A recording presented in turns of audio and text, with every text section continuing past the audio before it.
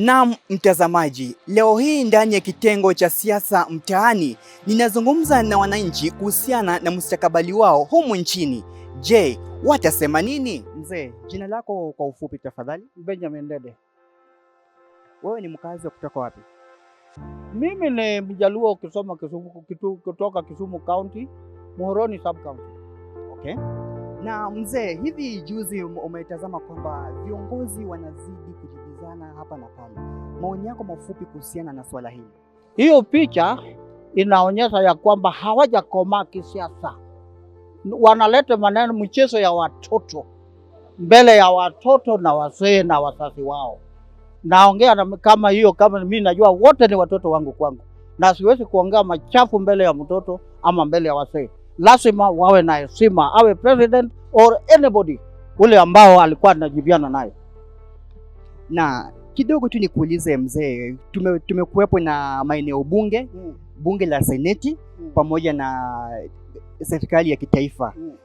Kwa mtazamo wako, je, unahisi kwamba viongozi ambao ulichagua mwaka ambao tulifanya uchaguzi, unahisi kwamba viongozi wametimiza ahadi walizotoa? Nothing. They do not know what they are doing. Hakuna kitu wamefanya na hawajui kitu wanafanya. And hawajui maana ya representation. They should not be even members of parliament.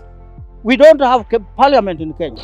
Je, kati ya viongozi na wananchi ni nani wa kulaumiwa haswa? Manake viongozi wanakuja kwetu, wanatuomba nafasi, tunawapa hizo nafasi, kisha fika katika ngazi za juu wanatugeuka. Kwa upande wako, ni viongozi wenye makosa ama ni sisi wenye viongozi? Hawana makosa. Viongozi hawana makosa. Kwa hivyo makosa ni wananchi. Kwa hivyo makosa yako kwetu sisi kuwachagua viongozi. Correct. Mbona nasema makosa yako kwetu yani kwa kwetu ama kwa viongozi? Kwa sababu maana ya uchaguzi ni nini? Kutafuta mabadiliko. Tulikuwa na waanzilishi, kuna wale wamefuata. Yeah?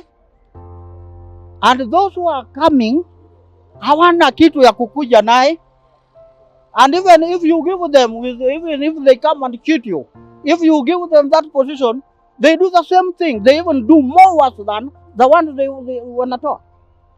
Yes, they should not come. We should go for them and tell them today we want you to lead us, not them to come.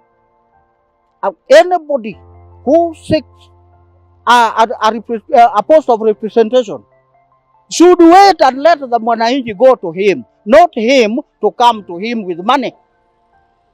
There should be no, anyway, it is a sort of corruption. Why can't be a politician with saying corruption is bad while I'm corrupt? Na mzee, kidogo tu nikuulize, nikikupa asilimia ama kiwango kati ya 1 to 10, unaweza ipa serikali yetu ngapi? Serikali gani?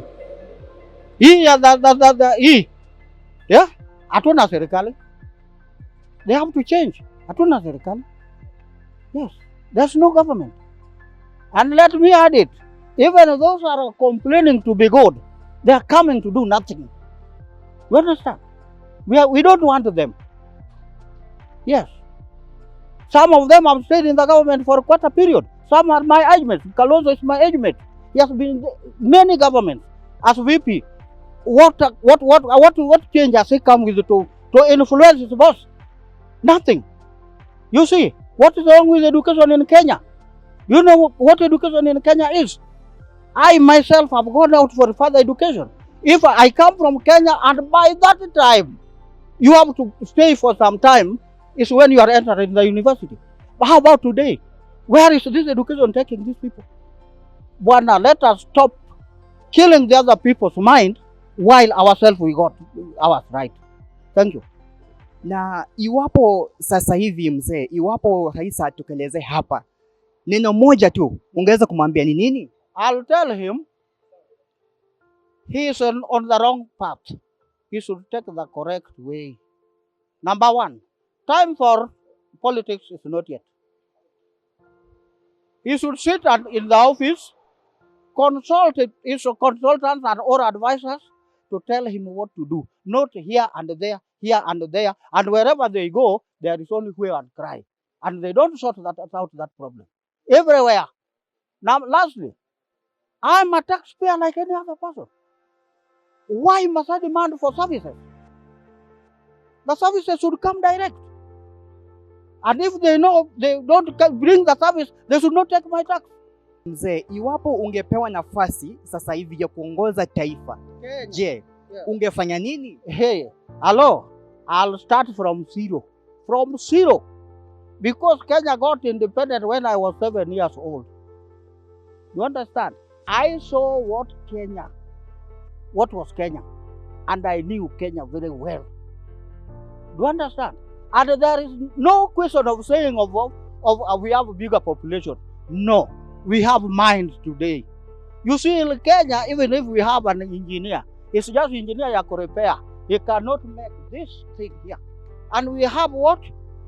The soil which can be changed. Yeah? Why don't you have those people? And I want to give you a very good example, my friend. In 1967, when I was finishing my 7th year in primary education, we were taught Kenya was number 2 in coffee production, was number 2 to Brazil in the world. Today, there is even no coffee factory in Kenya. Still, we are buying a Nescafe at 10 shillings. And it is a brand from what? England. Do you understand? Why is it not we don't have it and we have the land and everything? Where is the factory? Number 2, I come from Sugar Belt area. If you went to school, you know what Sugar Belt area is. Do you understand? All the sugar industries are dead. My question is very simple. Yesterday, we privatized Kenya Pipeline. Why is it that when it is the government officer is running this thing, they are not performing? But when it is given to a private person like you make profit. And me in the government, the profit does not come. What does that mean? Na je, unahisi kwamba ufisadi umepunguza nchini Kenya? Manake kila wakati unapata kila kiongozi akija madarakani anasema kwamba sikia bwana, whoever wants to correct the ufisadi in Kenya should start from these things. Where is the government land?